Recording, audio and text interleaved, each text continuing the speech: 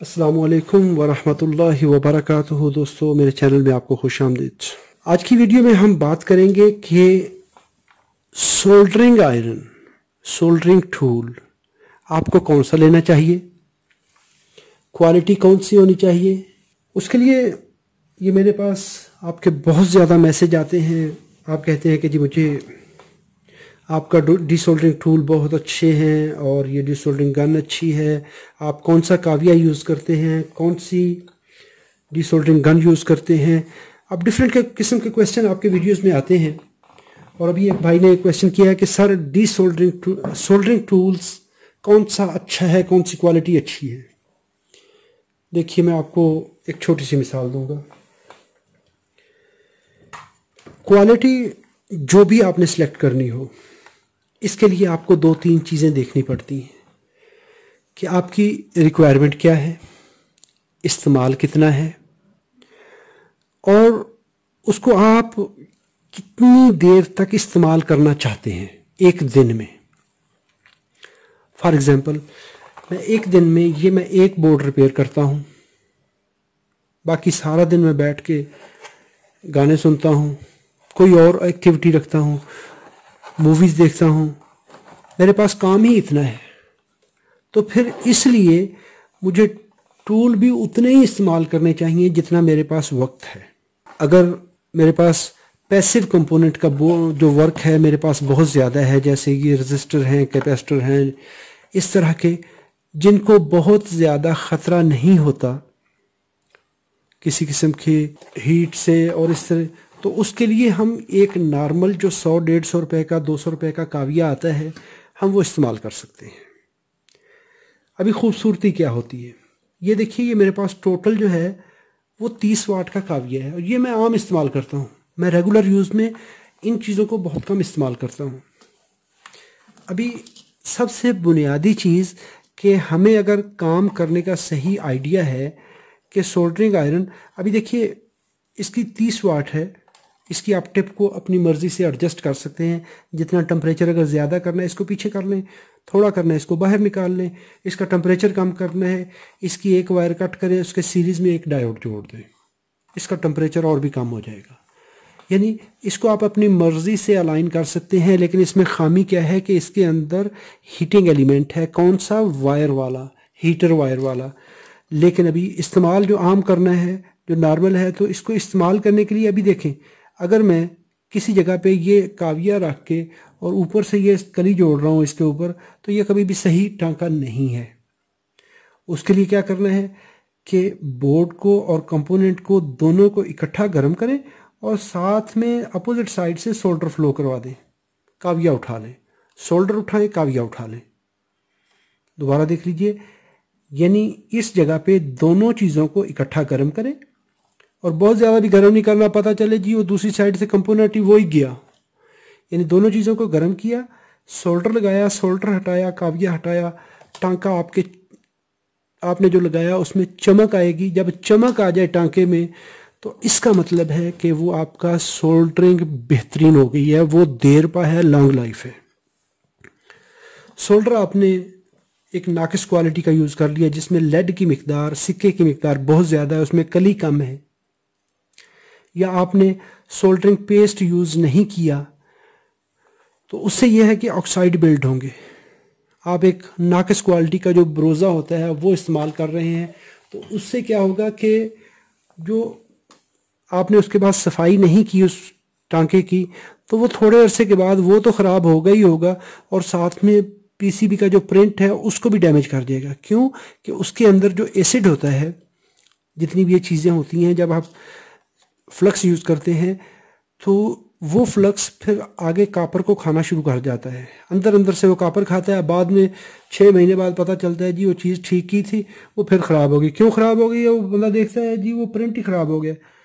ग्राहक कहते हैं अच्छा ये मैकेनिक अच्छा नहीं है, ये बार बार बंदे को बुलाता है, बंदे को वो नहीं बुला रहा, यानी कि वो आपका काम उसको दोबारा मजबूर कर रहा है कि आपके पास आए। क्यों कि आपकी क्वालिटी उसमें नहीं आई। तो अगर आपने कोई फ्लक्स यूज़ किया है, पेस्ट यूज़ किया है, तो उसको अच्छे तरीके से साफ़ कर लीजिए ताकि जो उसका जो ब्रोज़ा है, जो फ्लक्स है वो उसको मज़ीद आगे डैमेज ना करे। जब भी सोल्डरिंग करते हैं, सोल्डरिंग के बाद उसको क्लीन कीजिए। पहली बात तो ये आ गई कि ये सोल्डरिंग आयरन हमने जो इस्तेमाल किया ये हमारी रिक्वायरमेंट के मुताबिक है, ठीक है। तो ये तो हम इसको अभी दूसरी चीज़, अभी अगर मेरे दिन में 10 टांके 5 टांके खोलने हैं, उतारने हैं, तो मुझे क्या करना चाहिए? एक तो मुझे अगर टांके उतारने के लिए मेरी ज़रूरत इस डिसोल्डरिंग पंप से पूरी हो जाती है तो मुझे इतनी बड़ी मशीन लेने की ज़रूरत नहीं है। अच्छा, ये देखिए, ये मैंने उतार लिया, टांका उतर गया, इसको हीट अप किया, डिसोल्डर कर लिया। एक तो कहानी ये हो गई। इसके बाद अगर आपने कोई आईसी उतारनी है उसके लिए डिसोल्डरिंग विक आप यूज़ कर सकते हैं, तो वो भी एक अच्छा आपके पास ऑप्शन हो जाता है। अभी ये काबिए को इसको तो हम साइड पे करते हैं। ये तो है हमारा जुगाड़ जो कि नॉर्मल 100, 150, 200 रुपये में या $1, $1.5, $2 में ये मिल जाता है। ये है हमारे नॉर्मल वर्क के लिए जितने भी हमारी बोर्ड्स हैं। तो जब हम ये काम कर लेते हैं, इसके बाद आपकी बारी आती है कि आपने अगर अच्छी ब्रांड यूज़ करनी है तो उसको देखिए कि आपके पास इकोनॉमी कितनी है, आपने पैसा कितना इस्तेमाल करना है। हमारे लोकल मार्केट्स के अंदर भी बहुत अच्छी क्वालिटी के भी होते हैं। एक तो सबसे ज़्यादा नाम जो चल रहा है गूट जापानी, उसमें अभी जापानी तो कम आ रहे हैं लेकिन ठप्पा जापानी लग के वो सारे गूट आ रहे हैं। अगर आपको अच्छी क्वालिटी का गूट्स का मिल जाता है तो मेरे ख्याल में वो मैंने आप कह सकते हैं कि 90s में ख़रीदा था और अभी वो अभी तक चल रहा है मेरे पास। वो अभी तक ना उसकी टिप ख़राब हुई है, ना उसका हीटिंग एलिमेंट डैमेज हुआ है, ना उसकी वो जो कॉर्ड है, जो वायर है वो ख़राब हुई है। यानी वो इतना बेहतरीन क्वालिटी, लेकिन था ओरिजिनल। अगर आपको ओरिजिनल प्रोडक्ट मिलती है तो एक दफ़ा अगर आप उस पर पैसे लगा लेते हैं तो कोई बात नहीं, काम चलेगा और चलता है। ये था हीटिंग एलिमेंट वाला, ये हीटिंग एलिमेंट वाला है। इसमें जो हीटिंग एलिमेंट है वो हमारे जो बहुत ज़्यादा सेंसिटिव कंपोनेंट होते हैं उन पे वो ज़्यादा इफ़ेक्टिव नहीं होता, उनके लिए अच्छा नहीं होता। उसके लिए हमें क्या करना है कि फिर हमें ESD सेफ देखने पड़ेंगे, जिसके अंदर एक तो 220 वाले ESD सेफ होते हैं जिसके अंदर ये सिरामिक हीटिंग एलिमेंट यूज़ होता है। इसमें यह आता है कि ESD इलेक्ट्रोस्टैटिक डिस्चार्ज जो है वो बहुत ज़्यादा उस पर वोल्टेज नहीं आते। जो ये हमारा ये वाला है, इस पे अगर आप ग्राउंड की निस्बत वोल्टेज देखेंगे तो इस पे काफ़ी वोल्टेज आ जाते हैं इसकी टिप पर, क्योंकि इसमें इंडक्शन भी हो रही होती है। इसकी निस्बत सिरामिक एलिमेंट वाला यूज़ करेंगे तो ये सबसे बेहतर है। इसके साथ फिर अगर आप ऐसा यूज़ करते हैं जो 12 वोल्ट या 24 वोल्ट में होगा, जैसे ये मेरे पास सोल्डरिंग आयरन है वेलर का है, तो इस पर 24 वोल्ट अप्लाई किए जाते हैं। 24 वोल्ट वाला या 12 वोल्ट वाला अगर सोल्डरिंग आयरन यूज़ करते हैं तो ये ESD सेफ होते हैं। इसमें सिरामिक हीटर यूज़ किए जाते हैं और ये बहुत अच्छी क्वालिटी में होते हैं। इसको आप देखें तो इसमें टांका जो है वो बहुत खूबसूरती से लगता है और नफासत आती है। और ये इसमें 24 वोल्ट का हीटिंग एलिमेंट यूज़ किया जाता है। और इस सेट के अंदर जो खूबसूरती है, ये TC201T है। इसमें भी क्या खूबसूरती है, इसका ये हीटिंग एलिमेंट यहाँ से उतारें और इसके आगे ये मैंने दूसरा साथ स्पेयर में साथ में रखा हुआ है आपको दिखाने के लिए। तो क्या करें कि ये अभी मैनुअल डिसकिंग पंप जो है, सक्शन पंप जो है, ये आप यहाँ पे लगा दें। इसको खोलें तो ये शक्ल में आ जाता है। तो इसके आगे आप ये शक्कर लगा दें।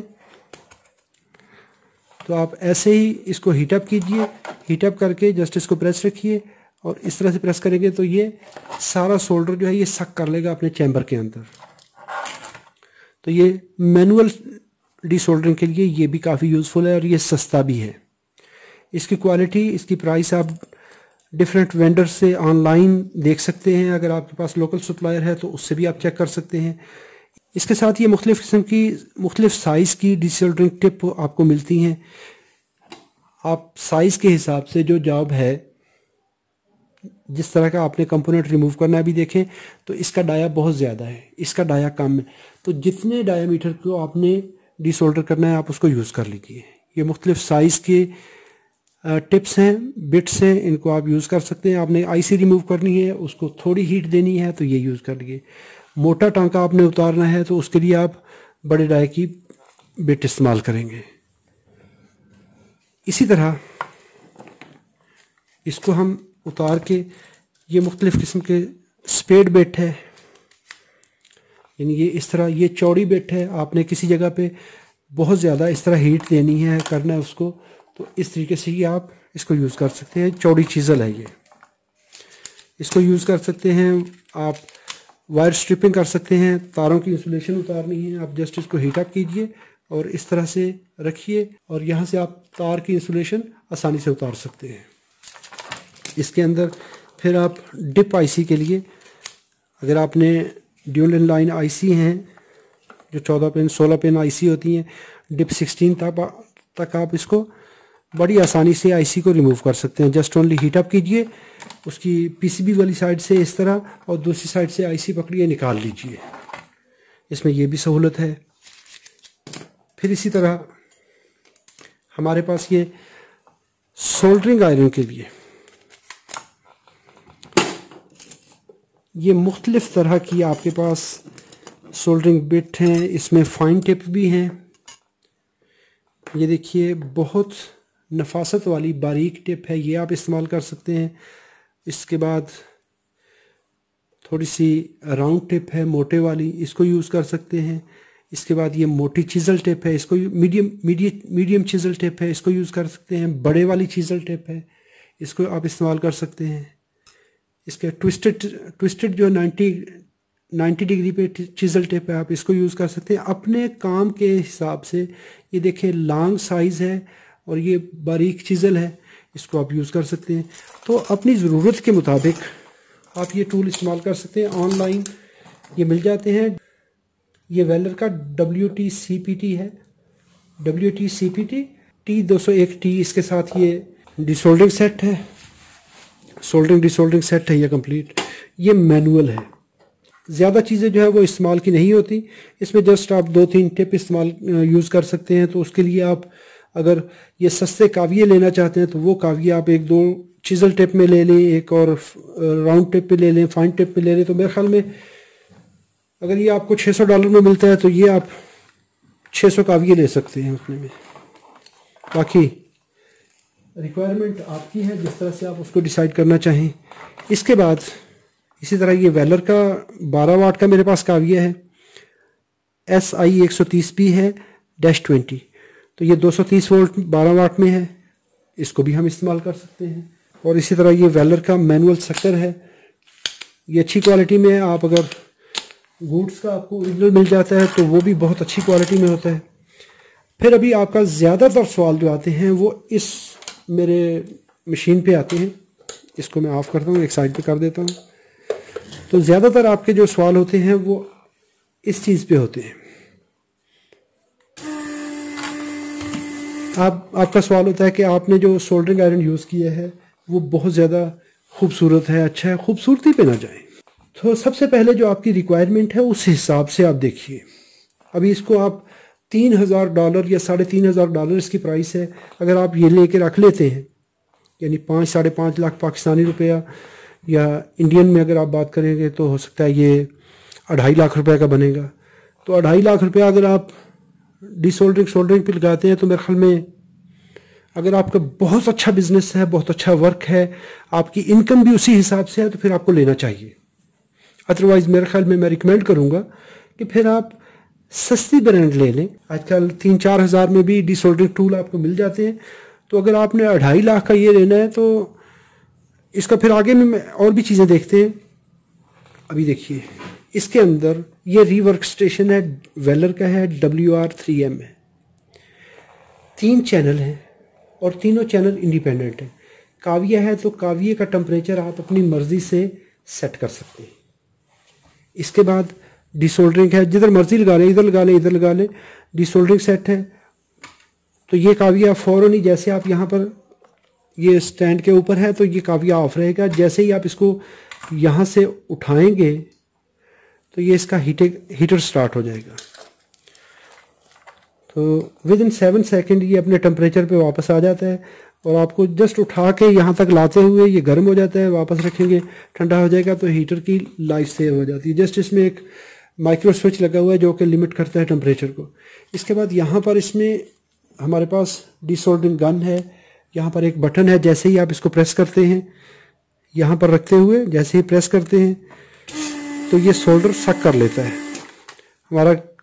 इसमें यह है कि बहुत नफासत और बहुत जल्दी पीसीबी डैमेज नहीं होता, स्पेशली जब आप मॉडर्न इलेक्ट्रॉनिक्स पे, मॉडर्न पावर इलेक्ट्रॉनिक्स पे काम करते हैं या डिजिटल इलेक्ट्रॉनिक्स पे काम करते हैं तो पीसीबी डैमेज नहीं होता। ये इसमें पैसे भरने का फ़ायदा ये आपको होता है कि इसमें जो आपका बोर्ड है या आपके काम में खूबसूरती आती है। तो एक तो ये सूरत है, इसमें जितना भी ये सोल्डर है जैसे ही आप प्रेस करते हैं तो यहाँ से वैक्यूम आता है और ये सारे का सारा सोल्डर इस ग्लास चैम्बर में आ जाता है। इसको आप हफ्ते 1.5 हफ्ते बाद साफ़ कर दीजिए तो ये आपका काम चल जाता है। फिर यहाँ पर इसके साथ हॉट एयर गन है, हीट गन है, तो ये 550 डिग्री सेंटीग्रेड तक आप इसको टेम्परेचर दे सकते हैं। यहाँ से ये आप इसको हॉट एयर ये यूज़ करा सकते हैं। इसके बाद इसके साथ ये पिकअप है, पिकअप को आप यहाँ पर कनेक्ट करते हैं तो इसमें भी वैक्यूम है और इसका फंक्शन क्या है कि जब आपने स्पेशल एसएमडी कंपोनेंट्स पे काम करते हैं ये पिकअप का बटन ऑन कर दीजिए, इसके अंदर सेपरेट पंप है वो ऑन कर लें और यहाँ पर एक ये होज़ है, ये छोटा सा सुराख है, इस पर आप ऐसे हाथ रखेंगे, ये आपने कंपोनेंट उठा लिया। जिस जगह पे अलाइन करके आप रखना चाहते हैं, बिलफर्ज इस एसएमडी कंपोनेंट को मैंने यहाँ पे रखना है, साथ में हमने हीट गन दी, सोल्ड किया, इसको उठा लें, हट गया, इधर रखें, दोबारा उठाना है, ये उठा दिया। यानी ये आपकी एक ट्विज़र का काम करता है। लेकिन ट्विज़र जब हम एसएमडी पे काम करते हैं, स्पेशली छोटे कंपोनेंट्स पे, तो वहाँ पर ट्विज़र हमारी काम नहीं करती।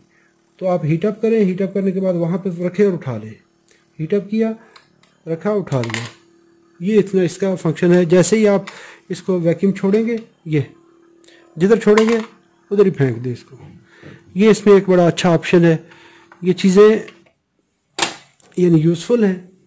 इसके साथ फिर बाकी काफ़ी इसके मेंटेनेंस टूल हैं और सबसे बड़ी बात, जब हम ये चीज़ें इस्तेमाल करते हैं तो ये ख़राब भी होती हैं, क्योंकि जिस तरह आम इलेक्ट्रॉनिक्स है तो इसमें भी इसकी मेंटेनेंस बहुत ज़्यादा महंगी है। ओके हबीबी, और यहाँ पर ये जॉर्डन में सबसे ज़्यादा मैं काफ़ी पसंद करता हूँ, चलें आप आज इसको दिखा भी देता हूँ। तो ये तुर्किश काफ़ी है, ये इसमें इलायची भी शामिल होती है, बुन्नल अमीद के नाम से ये इसको कहा जाता है। तुर्किश कहवा है, बहुत अच्छा भी है और बेनिफिशियल भी है, लेकिन ये रिफाइंड नहीं है। कॉफ़ी बीन्स को लेके वो डायरेक्टली ग्राइंड करते हैं, ग्राइंड करके ये कॉफ़ी बना देते हैं और इसको पानी पका के उसी के अंदर, पकते पानी के अंदर शामिल कर लिया जाता है। अगर कोई चीनी डालना चाहे तो चीनी डाल ले, वरना इसका जायका जो है काफ़ी कड़वा होता है और मैं तो इसको कड़वा ही पीता हूँ, क्योंकि बगैर उसके जो है ना, चीनी के बगैर, फिर इसका टेस्ट भी और इसकी बाकी चीज़ें काफ़ी अच्छी होती हैं और आपके दिमाग को सही ये स्टफ़ रखती हैं। पीना मुश्किल है इसका, लेकिन जब टेस्ट बिल्ड हो जाए तो उसके बाद फिर इसके बगैर आप रह नहीं सकते। अच्छा, अभी बात आती है इसकी मेंटेनेंस पे, कि जब पुराने ये बादशाह होते थे, राजे महाराजे होते थे, उन्होंने बहुत आला नस्ल के घोड़े भी रखे होते थे और बहुत आला नस्ल के हाथी रखे होते थे। अभी हाथी की मिसाल ले लें कि हाथी को कम से कम 50 बंदे उसकी सेवा के लिए रखे होते हैं, घोड़ों की सेवा के लिए रखे होते हैं, उनको दाना दुनका भी डालते हैं, उनके ऊपर वो खरखरा भी मारते हैं। तो राजा महाराजा ने बैठना होता है उसमें थोड़ी देर के लिए, लेकिन 24 घंटे बंदे उसकी वो खातर वजारत में लगा रहते हैं। वो एक घोड़े की हो सकता है 12 साल बाद आए, तो वो घोड़े की अगर आप कास्ट या उसकी वो जो मेंटेनेंस चार्जेस हैं अगर आप उस पर कैलकुलेट करेंगे तो वो उसकी जो सवारी बनती है उससे ज़्यादा महंगा पड़ता है। ये आपने एक दफ़ा ले लिया, अभी हमें ये भी चीज़ देखनी पड़ती है। इसके अंदर चूँकि ये सारी डस्ट को, धुएं को, कार्बन को, सारी चीज़ों को सक कर रहा होता है, तो यहाँ पर इसके मिनरल फ़िल्टर लगते हैं, इसमें भी फ़िल्टर लगते हैं। इसके अंदर ये मुख्तलिफ जगह पे फ़िल्टर इस्तेमाल होते हैं और ये फ़िल्टर का सेट 10 फ़िल्टर का सेट आपको $25 में पड़ता है तकरीबन, और ये एक महीना नहीं निकालते। ये हमें चीज़ देखनी पड़ेगी। अभी $25 आप मंथली इस पर ख़र्चा लगा लें, एक तो ये काम हो गया। ये आपने ये चीज़ देखनी है। फिर आप इसमें कोई और चीज़ नाकिस चीज़ इस्तेमाल नहीं कर सकते। इस्तेमाल करेंगे चोक हो जाएगा, इसका जो पंप है पंप ख़राब हो जाएगा, उसकी जो सीलें हैं वो डैमेज हो जाएंगी। तो आपको ये 5 लाख में अगर ये पड़ा है तो वो हो सकता है 2 लाख में आपको पंप पड़ेगा। अभी मैं मिसाल देता हूँ, ये पिछले साल मुझे इसका काविये का और डिसोल्डरिंग गन का हीटिंग एलिमेंट तब्दील करना पड़ा और ये तकरीबन मुझे $1000 के करीब पड़ा। अभी $1000 आप खुद अंदाज़ा लगा लीजिए, 1000 अमेरिकन डॉलर, और साथ में ये फ़िल्टर वगैरह ये आपको परमानेंटली फिर देखने पड़ते हैं। इसके बाद इसकी डिसोल्डरिंग बिट जो हैं वो भी आपको सेपरेटली देखनी पड़ती हैं, वो चीज़ें अरेंज करनी पड़ती हैं। इसी तरह इसकी ये बाकी चीज़ें आपको मैनेज करनी पड़ती हैं। अभी इसी तरह डिसोल्डरिंग टिप्स हैं, आपको अपनी मर्ज़ी से अपने जॉब के हवाले से वो करनी पड़ती हैं, लेनी पड़ती हैं। तो इसकी चूँकि ये मेड इन जर्मनी है, एक ब्रांड नेम है, तो इसकी जो टिप्स हैं वो काफ़ी महंगी पड़ती हैं आपको। एक तो ये चीज़, हमें अगर ये टूल पसंद है, हमें लेना है, तो ये बाकी अखराजात बाकी एक्सपेंसेस हमें देखना पड़ेंगे कि अगर इसका ये ग्लास चैम्बर अगर आपसे टूट जाए, ये तकरीबन आपको $130 में पड़ता है ये एक ग्लास का पीस। टोटल कितना है मैं आपको दिखाता हूँ। यानी ये फिर जब ये इस तरह की कंपनीज होती हैं तो वो अपना कीमत भी अपने उस हिसाब से लेती हैं, अपने नाम के हिसाब से लेती हैं। ये देखिए, ये मैंने ग्लास मंगवाए थे, मैंने कहा चले आइंदा ख़राब ना हो, तो ये इस तरह करके आपको ये सेट पड़ता है और ये काफ़ी एक्सपेंसिव हो जाते हैं। जो भी चीज़ हमने लेनी होती है उसको सोच समझ के लें। अगर आप देखते हैं कि आपका काम इतना है, काफ़ी ज़्यादा है, तो उस हिसाब से आप अपनी चीज़ को सेट कीजिए। फिर ये है कि अगर आपने इलेक्ट्रिकल सर्किट पे काम करना है तो हम सोल्डरिंग गन ले सकते हैं। ये सोल्डरिंग गन ये भी क्विक होती है और ये काफ़ी अच्छी भी है। मैं तो इसको काफ़ी ज़्यादा, स्पेशली जब मैंने इलेक्ट्रिकल सर्किट पे काम करना होता है तो वहाँ पे इसको यूज़ करता हूँ। आपके पास अगर नॉर्मल, आपकी इसकी जगह पे सस्ते वाला काविया भी इस्तेमाल कर सकते हैं। तो ये काफ़ी क्विक है, यानी जैसे ही आप इसका ये बटन प्रेस करते हैं, यहाँ पे इसका पिस्टल नुमा है, तो यहाँ पे जैसे ही आप इसका बटन प्रेस करते हैं तो ये देखिए ये हीट अप होना शुरू हो गई और बहुत फास्ट हीट है इसकी।